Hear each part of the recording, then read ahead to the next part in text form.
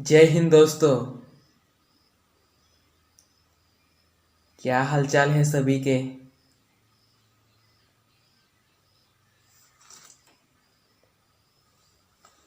क्या पब्लिक बोल रही है अभी। कैसे क्या चल रहा है सभी के।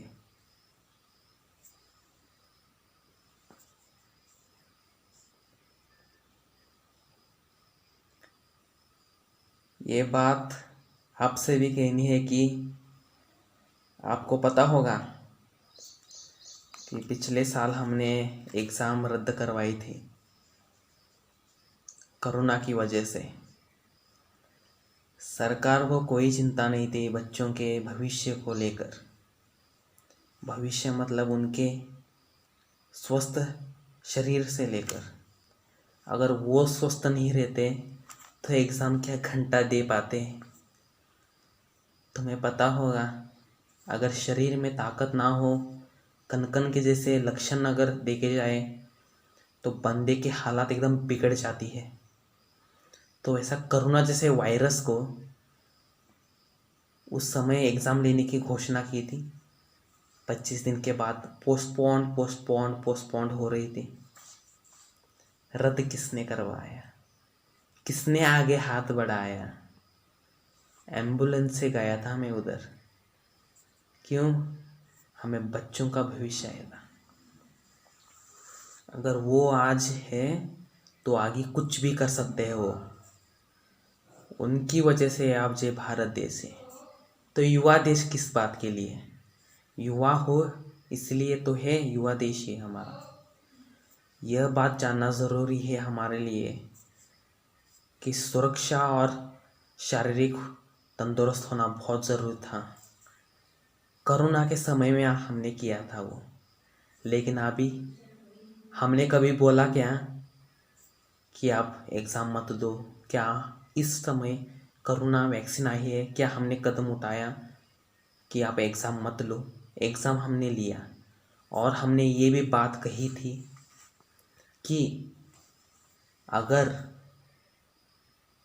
एग्ज़ाम कैंसिल हुए है तो आराम नहीं करने का, चिल नहीं करने का, अगली कक्षा की पढ़ाई शुरू करने का। यह भी हमने कहा था, याद कर लो। और जो भी कुछ लोग कहते हैं कि भाऊ ये कर रहा है वो कर रहा है, कुछ नहीं कर रहा भाऊ। भारत देश के लिए कर रहा है भाऊ। देश के लिए करना तो मेरा फ़र्ज़ ही था। बच्चों की जान बचाना तो वो हमारा कर्तव्य था। अगर सोचो, अगर उस समय एग्ज़ाम ली होती सरकार ने तो बहुत सारे ऐसे बच्चे हैं कि स्कूल और कॉलेज में बहुत दूर से आते हैं। एक एक बच्चों के पास गाड़ी नहीं होती तो क्या करेंगे? बस से आएंगे। अगर समझ लो बस में कोई कोरोना का रहेगा और कोरोना इन्फ्लुएंस हो गया, तभी वैक्सीन भी नहीं थी बच्चों को 18 साल ऊपर के। यह बात उस टाइम की है जब वैक्सीन भी नहीं थी 18 साल के ऊपर के बच्चों को। तब बड़े बूढ़ों को लग रहा था इंजेक्शन वैक्सीन का। तो हमने किया, सब कुछ आपके लिए किया। लेकिन कुछ लोग ऐसे होते ना, भूल जाते वो कार्य हमने किए हुए। अब थोड़ी देर आवाज़ उठाए तो कहने लगते हैं कि भाऊ ये कर रहा है वो कर रहा है। कुछ नहीं, कुछ नहीं। और बात रही टीओडी की, वो कुछ भी रहे, टीओडी रहे या कुछ भी रहे, हमारे मन में यही है, तोड़ उसका टीओडी का तोड़ कर दो तुम।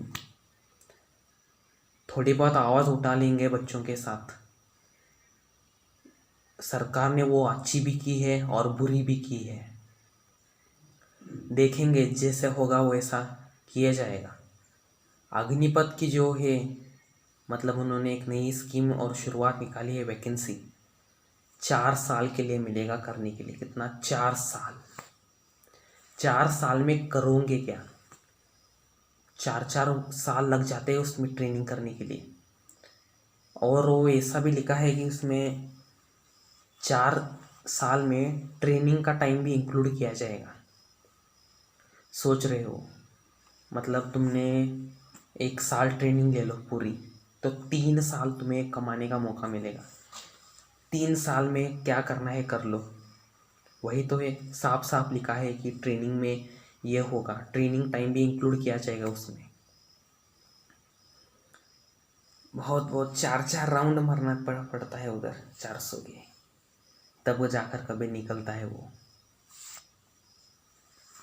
और टीओडी में सबसे बड़ी बात यह है कि हर एक इंसान को मौका मिलेगा जो एलिजिबल है, और वो 4 साल में रिक्रूटमेंट और उसकी वैकेंसी ज़्यादा नहीं ले लेगी।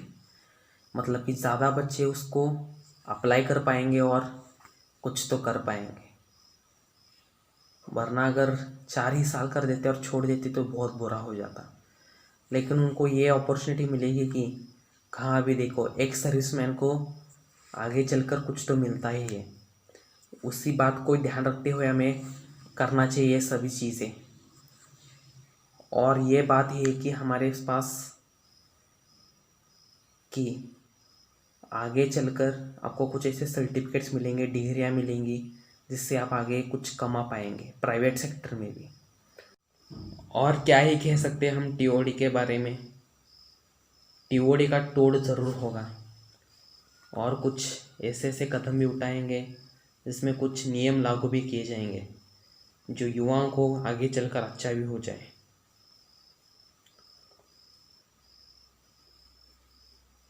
भाव हमारे 500 रुपये MLM वाले ले गए। ये MLM भी साले ना क्या क्या नहीं करते पैसे के लिए। चेन मार्केटिंग करते हैं, चेन मार्केटिंग, नेटवर्क मार्केटिंग। तुम इसको जोड़ो, तुम उसको जोड़ो, दो से दो है उसमें खुश नहीं और तीसरा जोड़ो। क्या कर रहे MLM वाली बना नेटवर्क मार्केटिंग। तुम उसको 2 को जोड़ो, 2 से 4, 4 से 8, 8 से 16। मतलब वो चेन बढ़ाना चाहता है। क्या है सब कुछ हमने वैसा upline distributor, downline distributor. Downline distributor वालों को अपलाइंड नहीं अपलाइन डिस्ट्रीब्यूटरों को कहा जाता है। अपलैंड होता था, अब अपलाइन डिस्ट्रीब्यूटर्स आ गए हैं। अपलाइन डिस्ट्रीब्यूटर डाउनलाइन डिस्ट्रीब्यूटर को साथ में लेकर जाते हैं और उनके आगे होता है, ऊपर होता है कुछ कंपनी के नाम। ये किसका फ़ोन आ गया अभी? हेलो, कौन से कंपनी का? वही है नेटवर्क मार्केटिंग वाले का। निकल, पहली फुर्सत में निकल। कोई ज़रूरत नहीं थी देश को हमको सुधारने की और युवाओं को बिगड़ाने की। खाता उधर का जाता उधर का, पहली फुर्सत में निकल। कोई ज़रूरत नहीं थी देश को संभालने की और सुधारने की। कुछ ज़रूरत नहीं है तुम्हारी। चलो, पता है ना किससे बात कर रहे हो तुम? भाऊ, जाके सर्च मार लो गूगल पे, कौन है हिंदुस्तानी भाऊ। साला ये नेटवर्क मार्केटिंग वाले ना, इनको ऐसा ही होना चाहिए। अगर कोई भी फ़ोन करे ना, 2 लोगों को जोड़ने की, तो तोड़ दो सालों की। और उनके एक चीज़ कर देना, सरकार ने तुम्हें नियम दिया है कुछ कंज्यूमर नियम, वो भी एक प्रकार का कंज्यूमर में आता है। अगर तुम्हारे पास कुछ धोखा हुआ ऑनलाइन तरीके से तो साइबर कहला जाते हैं उसको, क्योंकि ऑनलाइन हुआ है। तो तुम उसको क्या करो, कोई भी मिलेगा MLM और नेटवर्क मार्केटिंग और लोगों को जोड़ने की, तो तोड़ दो सालों भड़वों की। क्योंकि मैं एक ही चीज़ बोलूँगा, युवा नहीं फंसनी चाहिए इसमें। लोगों को जोड़ जोड़ के कोई अमीर नहीं बना अब तक, वरना कोई काम ही नहीं करता। लगाने का 10,000 मिलने का 30,000, तुम उसके पेट पे लात मारोगे तब तुम भरोगे। ये मेरी बात ध्यान में रखना। और कंपनी पर इंसान से 10,000 रुपये लेती है। कभी फंसे थे हम, इसीलिए तो बात कर रहे हैं। और कुछ किस्से जाने भी हम, जिनसे हम करवाने उन्हें बैठाए थे, तुम ये करो, कैसे बोलते हैं देखो।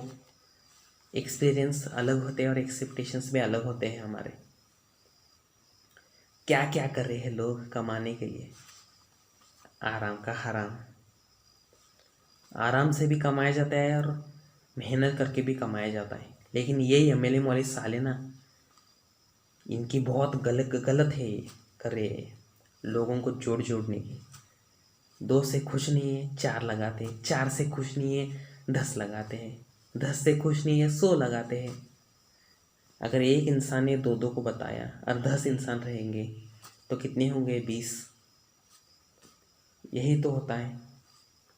20 मतलब खुद एक और दूसरा वाला एक, तो हो गए उनके 2 और 10 उनके एक और उनके एक, हो गए 20।